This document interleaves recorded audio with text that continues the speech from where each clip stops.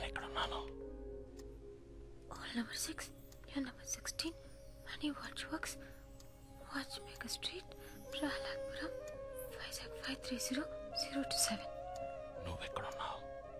Pier number 21, Hall number 24, Old Viti, Gopal Samudram.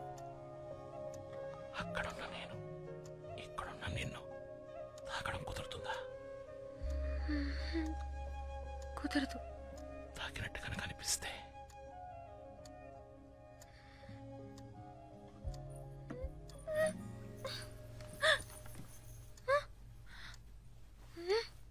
సత్య తల తీయవే. ఏంటమ్మా? లోపల ఏం చేస్తున్నావే? కిందకి రా. వాళ్ళు నేను తర్వాత వస్తాను. నాకు ఒంట్లో బాగాలేదు. డాక్టర్ రమ్మంటే ఏమైంది? నీకేం కాలేదు, ముందు కిందకి రా. ఇదో వ్యాధి. Image romance failure. Symptom 1, 2 marriage babies. ఏంటి ఈ తిక్క వాగుడు? అంటు వ్యాధి ఏంటి? పక్క వాళ్ళకి పాకుతుందా? అదే పాకదు. ఎందుకైనా మంచిది కొంచెం దూరంగా ఉండు. నీకు సోకితే నేను కాసేపు రెస్ట్ తీసుకుని తర్వాత వస్తాను. ఆగవే, ఎవరొచ్చారో తెలుసా? మీ మేనత్త. రావదినా?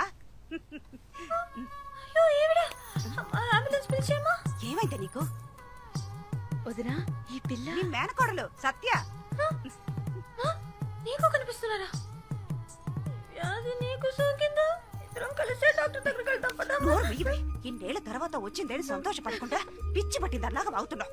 వదినా, నా మేనకోడలు ఇదివరకే మా ఇంటికి వచ్చింది, కానీ పని మీద వచ్చింది. అయ్యో, నా మేనకోడలకు కనీసం కంపు కాఫీ కూడా ఇవ్వకుండా పంపించానే. ఏంటి అలా చూస్తున్నావు? మణికి నువ్వు ఇక్కడున్న సంగతి తెలిస్తే ఎంత సంతోషపడతాడో తెలుసా? మణి, మణి, రే మణి, మణి, ఇలా రారా. రా. Yes, Mataji. How can I help you? చూడు ఎవరున్నారు. ఎవరు? మన ఇంటికి వచ్చిందే. ఎప్పుడు? రే, నా చీర కూడా ఇచ్చాను కదరా. అయ్యో, మా షాప్ కి ఎంతో మంది కస్టమర్స్ రావడం వల్ల మొహం గుర్తుండకపోవచ్చు. సారీ, మీ మొహం గుర్తుపట్టేందుకు తప్పుగా అనుకోకండి. అదేరా, చందన స్టోర్ లో నా కాబోయే కోడల కోసం పింక్ కలర్ చీర కొన్నాను, అది ఇచ్చాను కదా. HMT మోడల్ S76 తాతగారి favourite watch. Basically watch mechanic అయినందువల్ల నాకు కస్టమర్ల మొహాలు గుర్తుండవు, వాచ్ మోడల్సే గుర్తుంటాయి. అందులో కూడా నేను డేట్ సెట్ చేసి ఇచ్చేనే. ఆ వాచ్ కరెక్ట్ గా వర్క్ అవుతుందా? By the way, I am Mani. నీ బావా? తాతయ్య, ఇదిగా వస్తున్నా. తాతగారు ఇంకేవో ఫోటో చూపిస్తారట, నేను కిందకెళ్ళి వస్తాను. లోపల నా బాక్స్ ని షెల్ఫ్ మీద పెట్టాలి. అలాంటిదే లేదు సార్, మీ మనసులో ఉన్న బాధని మాతో చెప్పుకున్నారు అంతేగా. ఆత్రేయ అని మీ అన్నయ్య పేరు వినగానే మాకు తెలియకుండానే లోపలేదో భయం వేస్తోంది. మీ కథ విన్నా మాకే గుండె తరుక్కుపోతుంటే అది అనుభవించిన మీకు ఇంకెలా ఉంటుందో. డబ్బు కోసం సొంత తమ్ముడి భార్యని, ఈ ఆత్రేయ లాంటి వాళ్ళకి చావంత త్వరగా రాకూడదు సార్. వాడు అసలు చచ్చుండకూడదు. వాడు ప్రాణాలతో ఉండి ప్రతి క్షణం చిత్రవద అనుభవిస్తూ కురింగి కృషించి రఘు, క్షమించండి నాన్న. శివకుమార్, జరిగిపోయిన దాన్ని మనం ఎలాగో మార్చలేం కదా. కనీసం జరిగేదైనా మంచిగా జరగాలని ఆశిద్దాం. 26 ఏళ్లుగా మంచాన్న పడ్డ నేను ఉన్నట్టుండి ఒకరోజు ఎందుకు మేల్కొన్నానా అని నాలో ఉన్న ప్రశ్నకి సమాధానంగా నా బిడ్డ ఈరోజు నా ముందున్నాడు. నేను ఇన్నాళ్ళు ప్రాణాలతో ఉన్నది నిన్ను మళ్ళీ చూస్తానన్న నమ్మకంతోనే.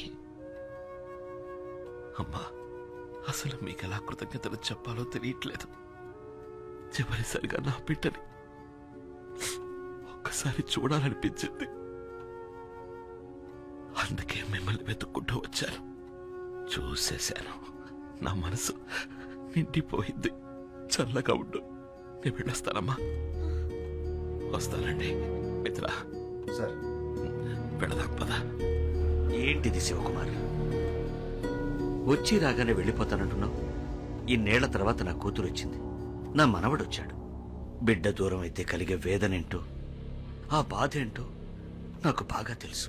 అవునండి, మీ అబ్బాయి కూడా కొద్ది రోజులు మీతో గడపాలని ఆశ ఉండదా?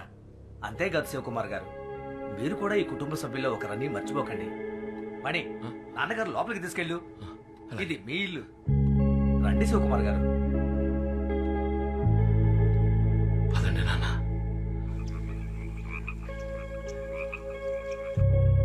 ఇబ్బంది పెడుతున్నందుకు క్షమించాలి. అంత పెద్ద చెట్టు కూలిపోయి స్కూల్ బిల్డింగ్ పడిపోతుంది అనుకోలేదు. అందుకని దాన్ని వెంటనే కట్టించాలయ్యా. మీరు చెప్పేది కరెక్టే, నేను కాదనడం లేదు. వరదాజులు గారు, ఇంతసేపు నాన్నగారు నేను దీని గురించే మాట్లాడుకుంటూ ఉన్నాం. హఠాత్తుగా ఇంత డబ్బు ఎక్కడి నుంచి తేగలం? రండి శివకుమార్ గారు, రండి. రండి. ఊర్లో చిన్న ప్రాబ్లం, దాని గురించే మాట్లాడుకుంటూ ఉన్నాం అంతే. అంతా వింటూనే ఉన్నాను. స్కూల్ని మీరు ఆశపడ్డట్టు కట్టడానికి ఎంత అవుతుంది? ఎంత లేదన్నా ఒకటిన్నర కోటి అవుతుంది అనుకుంటా. దిగులు పడకండి, ఆ డబ్బు నేనిస్తాను. మీరు అనుకున్నట్టు పని మొదలు పెట్టండి. శివకుమార్, అంత డబ్బు మీరు ఇవ్వడం దేనికి? ఏంటండి, అది నా డబ్బు కాదు, మీ మనవడి డబ్బు. నిర్మోహమాటంగా తీసుకోండి. సరే, మీ ఇష్ట ప్రకారమే చేయండి. అయితే ఇంకే పళ్ళు మొదలు ఇప్పుడు పెట్టేద్దాం. సంతోషమేగా? అంత డబ్బు మీరు ఇస్తానన్నందుకు చాలా సంతోషంగా ఉంది. ఊళ్ళో పిల్లలందరికీ ఎంతో హెల్ప్ఫుల్గా ఉంటుంది. చాలా థ్యాంక్స్ అంకుల్. సత్య, అంకుల్, ఆ బ్రీఫ్ కేసులోంచి చెక్ బుక్ తీయమ్మా.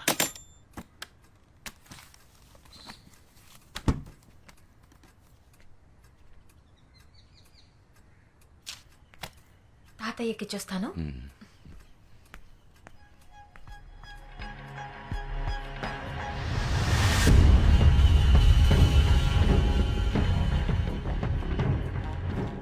ఆ చెక్ ఇవ్వు. డేట్ తప్పుగా రాశాననుకుంటా. చెక్ ఇవ్వు.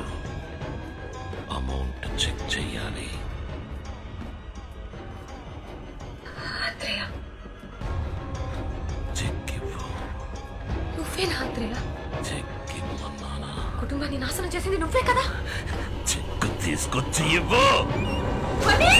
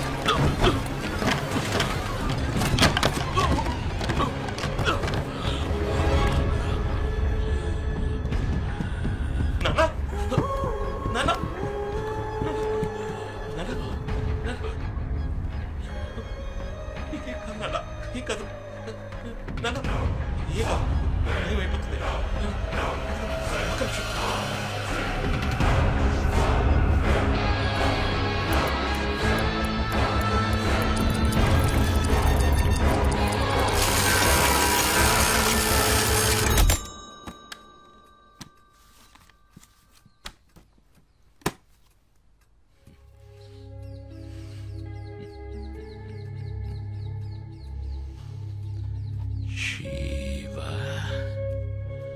కుమార్. స్కూల్కి మీ నాన్నగారు ఇచ్చారు. ఏంటి బాబు? ఏం లేదు, మీరు కిందకి వెళ్ళాలనుకుంటే చెప్పండి, తీసుకెళ్తాను.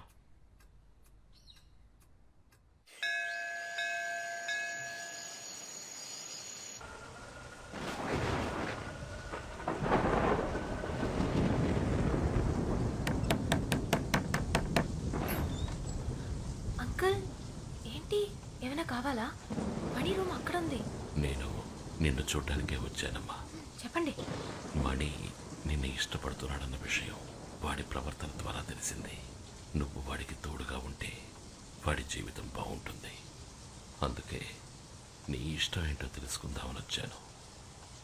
నన్ను మీ ఇంట్లో పెద్దవాళ్ళతో మాట్లాడమంటావా? మాట్లాడండి. సంతోషం అమ్మా. సరే, నువ్వు వెళ్ళి పడుకో. Good night uncle. Good night.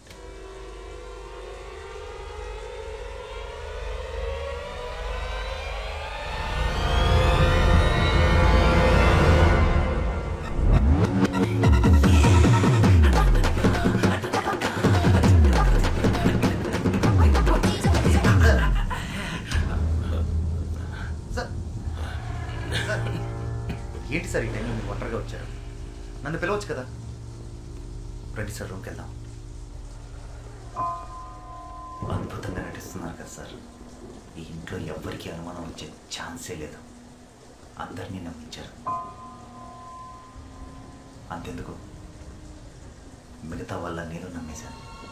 బాధపడుతున్నట్టు నటించవచ్చు, కానీ మనసులో అంత బాధ పెట్టుకొని సంతోషంగా ఉంటున్నట్టు ఎలా నటించగలుగుతున్నారు సార్? ఇంకా కొద్ది రోజులు మాత్రం